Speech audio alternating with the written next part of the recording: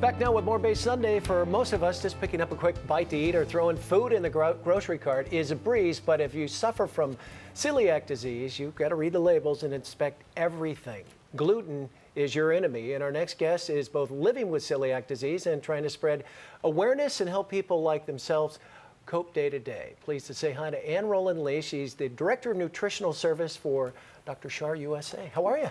Very good, thank you. It's a pleasure to be here. When did you discover that you had this? It's actually kind of a funny story. I'm a dietitian, and I was working at the Celiac Disease Center at Columbia Presbyterian, which is one of the leading research centers on celiac disease, and my son stopped growing.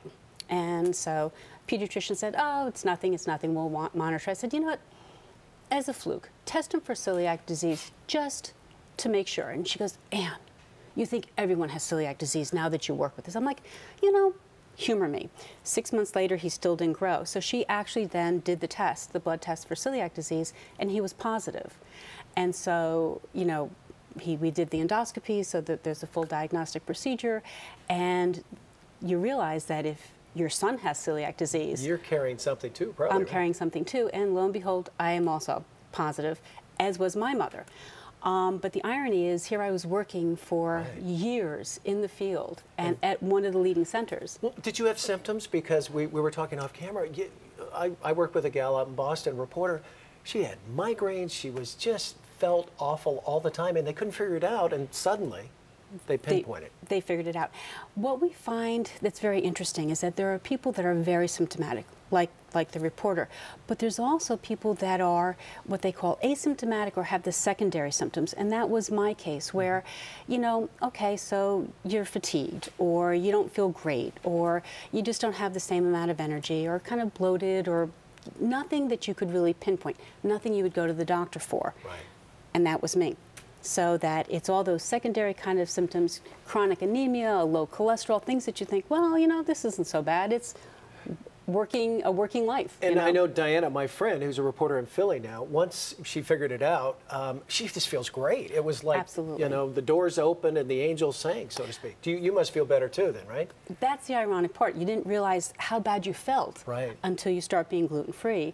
And you do, you feel better. It's like all of a sudden, it's like, wow, I now have energy again. My son grew 6 inches in the year and is now doing fine. Well, how do you cope with it? How do you live day to day? I mean, there's things that I like to go out for dinner. You can't do that all the time. Well, or you can, but you got to be. You can. You have to navigate it through very carefully, and that's kind of the focus of my current research, is really looking at living gluten-free and the impact that has on you. And what we've found is that for most people, health perception gets better, you feel better. So life is good until you get to the social part of life. Yeah. And that's the tough part. For young kids going out on a date, how do you tell your date, first date, that you know, can't have pizza and beer, we've got to go someplace else. Glass of water, cup of water, right.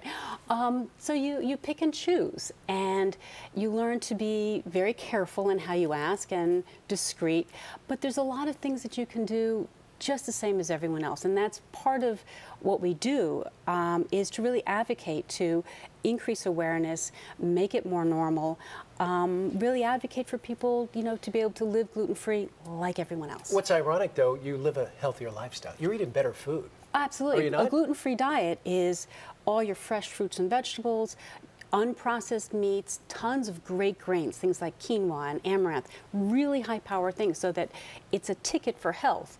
It's not a ticket for a great social life, but a ticket for health. But you'll figure it out. Now, gluten, we didn't ask, but gluten is wheat, basically? Well, actually, gluten is kind of a generic term for the protein that's found in 3 types of grains, wheat, rye, and barley. Right. So when you're talking about being gluten-free, it's just eliminating wheat, rye, and barley. And as you said, that looks simple. I can do that until you think... But it's in some of the strangest things. Licorice. Twizzlers have wheat in it. Soy sauce has wheat in it. And as we said before, too, even soaps and shampoos. And now, most adults don't eat your soap. But when you have children with celiac disease, they drink bath water. And just a little, will it trigger you?